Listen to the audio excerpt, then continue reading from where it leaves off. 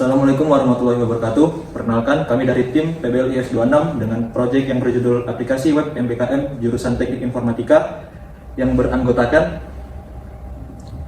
Saya Bagus sebagai ketua dari tim ini. Saya Sinovianti sebagai anggota. Saya Christopher Kota sebagai anggota. saya Akmal Maulana sebagai anggota. Saya Dita Triana Darmata sebagai anggota. Saya Muhammad Farizal Ali Pradana sebagai anggota. Baik, selanjutnya ada materi yang dijelaskan. Yang pertama ada tujuan proyek, kedua ada alur proses bisnis, ketiga database, dan yang terakhir 4-5 ada implementasi halaman. Baik, materi yang kedua. Yang pertama adalah tujuan proyek. Tujuan proyek dari aplikasi MBKM jurusan Teknik Informatika adalah aplikasi web MBKM dirancang untuk mendukung pelaksanaan program MBKM untuk mahasiswa jurusan Teknik Informatika.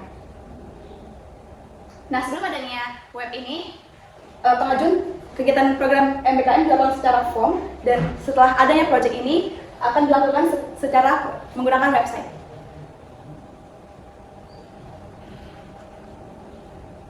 Lalu fungsi utama dari sistem ini, yang pertama, mengelola data mahasiswa dan program MBKM. Yang kedua, proses pengajuan program oleh mahasiswa. Yang ketiga, validasi oleh dosen, wali, TU, dan KPS. Dan yang keempat adalah monitoring dan pelaporan perkembangan program MBKM. Selanjutnya ada alur proses bisnis. Jadi di dalam pengajuan program MBKM itu ada 6 faktor. Yang pertama, mahasiswa membuka halaman pengajuan. Lalu apakah dia ingin mengajukan MBKM? Jika iya, maka mahasiswa membuka halaman pengajuan MBKM. Setelah itu, setelah mengajukan pengajuan MBKM, maka dosen wali, KPS, dan sekjur dapat melihat pengajuan yang diajukan oleh mahasiswa.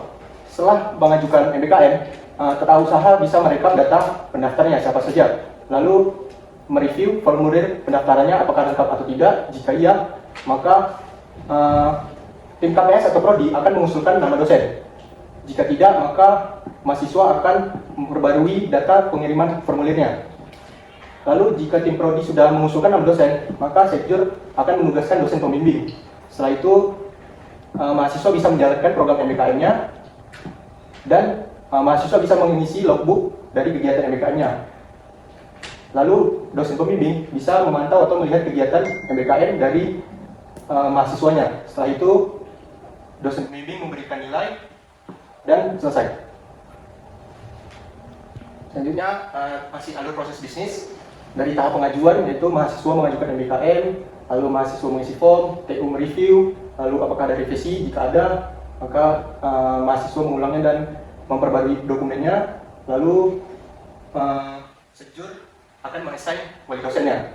Pada tahap pelaksanaan, mahasiswa menjalankan kegiatan MBKM-nya, lalu mahasiswa mengisi logbook, dan dosen pembimbing bisa melihat kegiatan dari mahasiswanya. Pada tahap laporan akhir, mahasiswa selesai kegiatan MBKM, maka laporan itu diupload, dan mahasiswa mengisi umpan balik, lalu TU, Dosbing, dan KPS mereview laporannya, apakah ada revisi. Jika ada, maka mahasiswa akan mengisi lagi atau mengupload ulang lagi dari laporan akhirnya. Jika tidak, maka KPS mengisi konversi nilainya.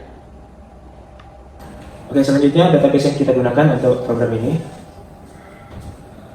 Program MBKM ini yang kami buat berpusat di table submission yang berisi seperti submission attachment atau yang dia lampirkan, submission revisi, berisi revisi-revisi yang ada dari aktor lain, submission approval berupa approval dan status dari aktor yang lain, dan beberapa tabel-tabel tambahan seperti tabel prodi, tabel approver, tabel kursus, dan tabel exchange program.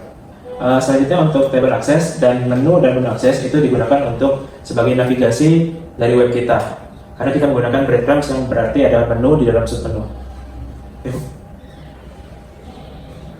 Selanjutnya ini adalah tables dan beserta atributnya yang kita pakai di dalam sini, atribut utamanya. Jadi total ada 12 atau 13 tabel. Yang pertama approver, user, access, prodi, option. Kemudian grup kedua yaitu submission, submission revision, submission approval, dan submission attachment. Dengan grup yang ketiga adalah questionnaire, questionnaire respondent, dan response. Selanjutnya ada implementasi halaman. Yang pertama ini ada halaman utama. Di sini ada pengumuman dan juga ada panduan MBKM. Kemudian ada halaman login. Di sini bisa untuk NIM dan password. Dan di sini ada dashboard setelah login. Selanjutnya ada pengajuan data diri untuk mengumpulkan formulir. Di sini ada nama lengkap, NIM, program studi, wali dosen atau penanggung jawab. Selanjutnya ada jenis program yang dipilih, judul kegiatan, alasan memilih program, nama lembaga atau perusahaan, posisi di perusahaan, dan rincian kegiatan. Selanjutnya ini adalah page untuk konfirmasi bahwasannya data yang dikirimkan adalah data yang sebenar-benarnya. Ini adalah tampilan jika pengajuannya itu berhasil. Dan di sini ada page untuk view, yang mana di sini nanti ada tulisan untuk bahwa pengajuan ini disetujui atau ditolak. Kemudian yang box ini itu untuk revisi, kalau ada revisi.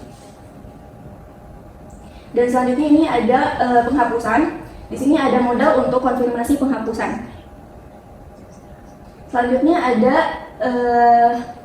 status data MBKM, yang mana ini untuk melihat statusnya. Baik, pada tahapan terakhir implementasi halaman kode, di sini kami sudah menyelesaikan 4 tahap.